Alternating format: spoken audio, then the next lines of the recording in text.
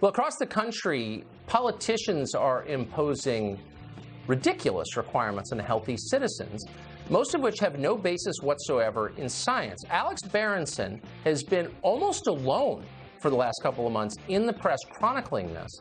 He joins us after the break to sum it up. Well, it looks like for healthy Americans, no restriction is too burdensome as long as it is done in the name of public health.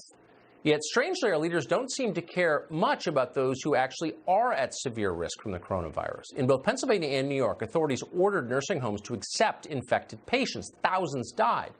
For some reason, that scandal is not on the front page of the New York Times every day. Why is that?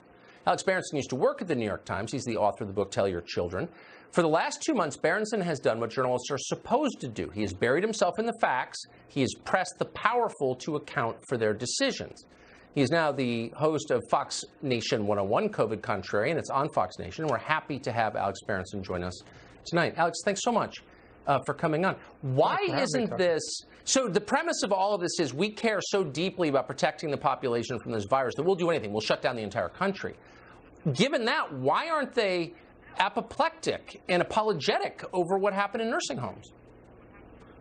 Listen, that's a media question. I'm not as interested in media questions as interested in thinking about what to do going forward. And, okay. You know, it does seem like at last New York State and Governor Cuomo are finally taking the right action to try to protect some people in nursing homes. They're doing it 2 months and 5,000 deaths late, but at least, you know, they are now talking about not letting people who have COVID be discharged back into nursing homes.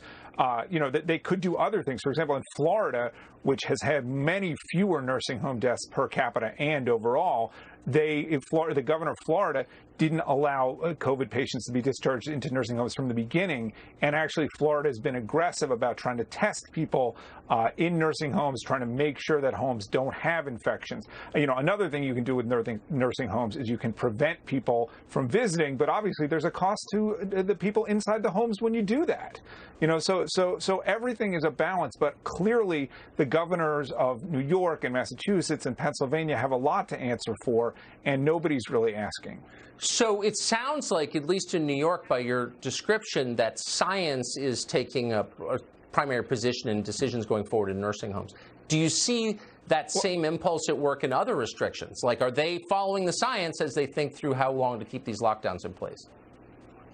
Well, no, I mean, that's a much bigger question, and the answer seems to be no. And really, the number one place, or two, the number one and 1A places we're seeing that right now are A, this very, very slow walk of school reopenings and hints that schools are not really even going to be reopened in the fall in any meaningful, full way, which is incredible and just terrible. You know, in a lot of Europe now, elementary schools are already reopened.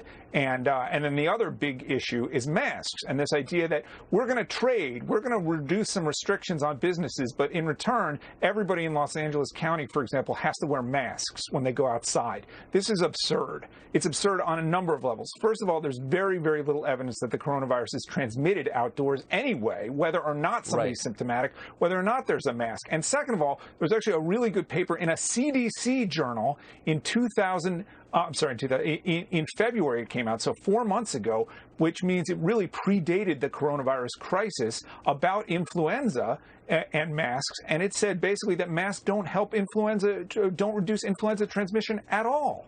So no, there's no science behind this. Yeah, but you'll still get yelled at, maybe arrested for not having one. Alex Berenson's documentary, we should say, is streaming right now on Fox Nation and definitely worth looking up. Thanks so much for coming on tonight. I appreciate it. Thanks, Tucker. Plexiglass, mannequins, blow-up dolls, going out to dinner.